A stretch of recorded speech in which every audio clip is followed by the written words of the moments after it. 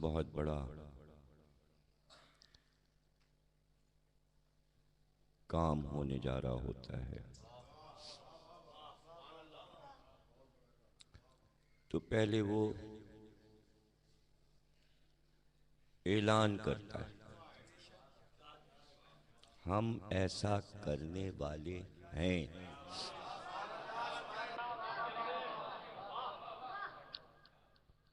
ظاہر ہے میری اس بات پر قرآن گواہ ہے۔ کسی بھی آیت حدیث یا تاریخی جملے پر اچانک بغیر حوالے کے سنا دیا جائے تو انسانی دماغ حیرانی میں ہو جاتا ہے، حیرت میں آ جاتا ہے۔ جیسا کہ میں نے کہا کہ عام انسان کوئی کام کرنے سے پہلے پلاننگ کرتا ہے، یہ کریں گے، ایسا کریں گے، اور کہیں بھی بغیر کسی پلان کے کام کا آغاز نہیں ہوتا۔ ہر ایک مکان بنانا ہو یا ادارہ بنانا ہو تو انسان تو سوچتا ہے، غور کرتا ہے اس کے ہر پہلو پر۔ مالک کائنات کے لیے ایسا کوئی مسئلہ نہیں کہ وہ پہلے سوچے، پلان کرے۔ اس کے باوجود وہ اعلان کرتا ہے اور کہ ہم ایسا کرنے جا رہے ہیں۔ تو جہاں آپ بچپن سے سنتے آئے ہیں کہ وہ تو کن کہتا ہے اور ہو جاتا ہے،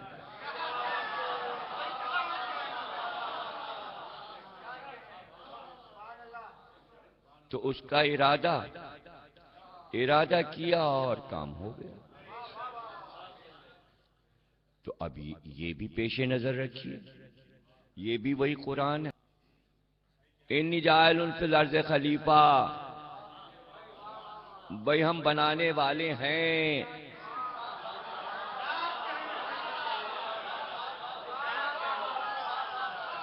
بنانا تھا تو کن کہتا، بن جاتا، بس آدم سامنے آ جاتے۔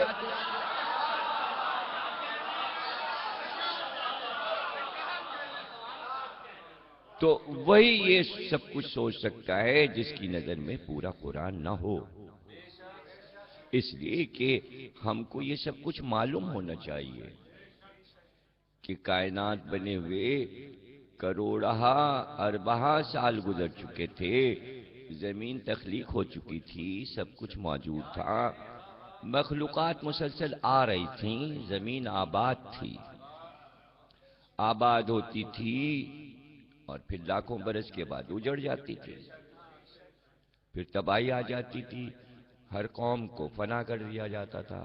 تو جب یہ سب کچھ نظر میں ہوگا تب سمجھ میں آئے گا کہ کوئی نیا کام نہیں ہونے جا رہا تھا، بلکہ تمام عالمین کی مخلوقات کو بتایا جا رہا تھا کہ اب پھر ہم یہ زمین بسانے والے ہیں، اور اس مرتبہ ہم یہاں اپنا ایک خلیفہ بھیجیں گے اور اسے بنائیں گے، کن کہہ کے نہیں، بنائیں گے۔ کہتے ہیں تفسیر کے مطابق کہ اعلان کی آواز آئی تھی عرش پہ، ساری مخلوقات نے جو عرشی تھیں سنا تھا اور فرشتوں نے بھی سنا تھا، اور پھر خاموشی چھا گئی تھی، اور اس کے بعد ظاہر ہے تو کوئی پوچھ تو سکتا نہیں تھا کہ پھر کیا ہوا۔ بلکہ تفسیر نے کہا کہ 25,000 برس گزر گئے اس آواز کو آئے ہوئے. اب آپ کے لیے 25 بہت ہیں.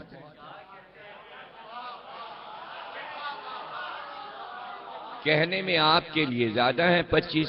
وہاں وہ کہہ رہے ہیں ہمارا ایک دن قرآن میں کہہ رہا ہے ہمارا ایک دن تمہارے 50,000 برس کے برابر ہے. تو ابھی اعلان ہوا ہے، ابھی تو آدھا دن بھی نہیں گزرا ہے.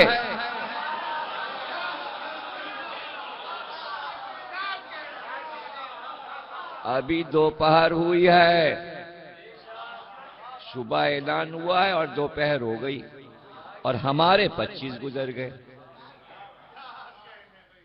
اب اس کو اگر آپ حدیثوں سے تفسیر سے سمجھیں گے تو بڑا مطالعہ کرنا پڑے گا، لیکن سائنس نے یہ بات مان ہی لی آخر کہ جب ہمارا نظام شمسی ہے تو جو ہماری یہ دنیا ہے، جو اس کی حدود ہیں، جس میں یہ سب سیارے اور چاند سورج ہیں، تو اس کی بھی حد کہیں ختم ہو جاتی ہے، پھر ایک اور دنیا شروع ہو جاتی ہے.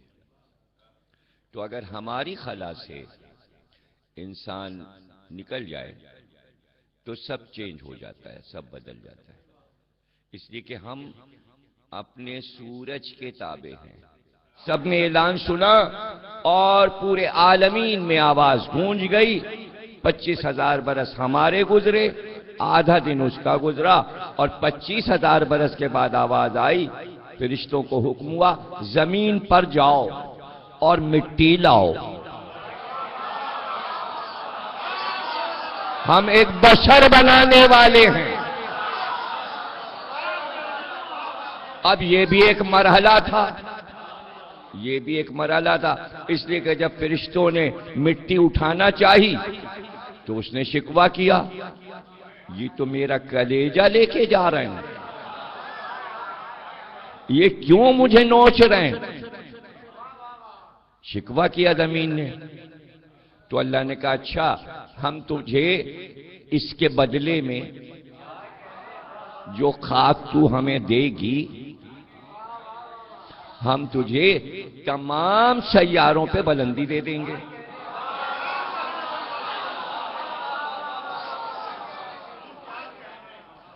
وہ چپ ہو گئی، لے جاؤ. تو اللہ نے کہا ہر جگہ کی لاؤ مٹی. تو جب سب جگہ کی مٹی جمع ہو گئی، اب اللہ نے کہا اب نجف کی مٹی لاؤ.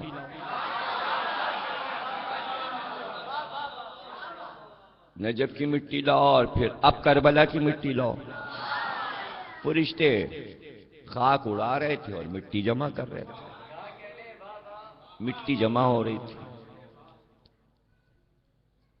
جب کربلا پہنچے تو پھر زمین چیخی، ہم تو نہیں لے جانے دیں گے. اللہ نے آواز دی کہا ہم تجھے شفا بنا دیں گے.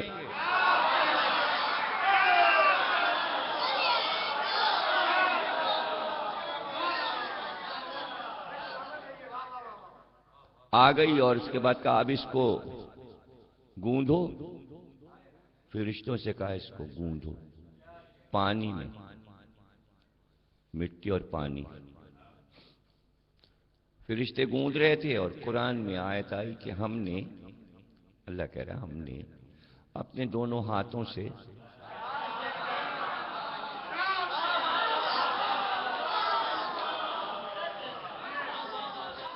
یہ تو بھائی ایک بات ہے نا کہ مٹی گوندھنے پر فرشتوں کے، اس نے کہا میں نے گوندھی اور اپنے دونوں ہاتھوں سے. تو اس پہ کاہے کے لیے حیرت ہو جاتی ہے؟ حیرت کہیں نہیں ہونا چاہیے. جبریل لے کے آ رہے سرکار پہ، اور انبیاء کے پاس بھی آئے جبریل، حضرت ابراہیم کے پاس بھی آئے، حضرت موسیٰ کے پاس بھی آئے، حضرت عیسیٰ کے پاس بھی آئے. لائے جبریل، کہتے ہیں ہم نے وہی کی.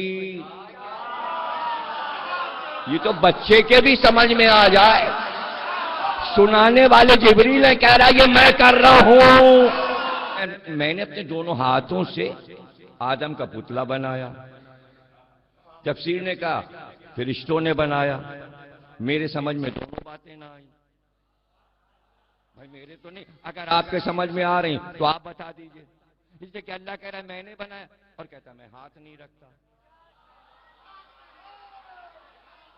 میں ہاتھ نہیں رکھتا۔ اور دوسری طرف تفسیر نے کہا فرشتوں نے بنایا۔ تو بچپن سے تو سنتے ہیں ان کے پر ہیں، یہ ہاتھ کہاں سے آ گئے؟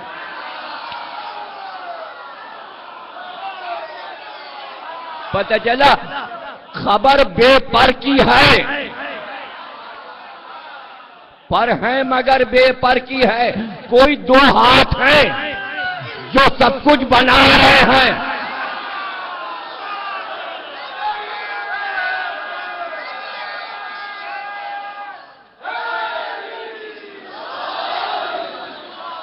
تو بتا دینا، اگر سرکار بتائیں گے شاید لوگ یقین نہ کریں، اس نے قرآن میں ہی بتا دیا ید اللہ فوق ایدیہم، ہاں اللہ کے ہاتھ ہے۔ تو اب دنیا بتا دے ید اللہ کس کو پکارا جاتا ہے۔ تو اللہ اس کو اس طرح بیان کر دیتا ہے کہ ہم نے اس طرح آدم کو بنایا، ہم نے اعلان کیا۔ اعلان کیوں کیا؟ اس کے بہت سے راز ہیں تاکہ ذہن تیار ہو جائیں اس کو ماننے پر، اور اس کے راستے میں روڑے نہ اٹکائیں۔ اور اعلان کر کے اللہ پھر ایک غیب دیتا ہے تاکہ اندازہ ہو جائے، دشمن بھی بول پڑے اور دوست بھی بول پڑے۔ ابھی تک تو دشمن بھی چپ ہے اور دوست بھی چپ ہیں، تو پھر ایک اور اعلان ہوا، جیسے ہی ہم اس میں روح پھونکیں سجدے میں گر جانا۔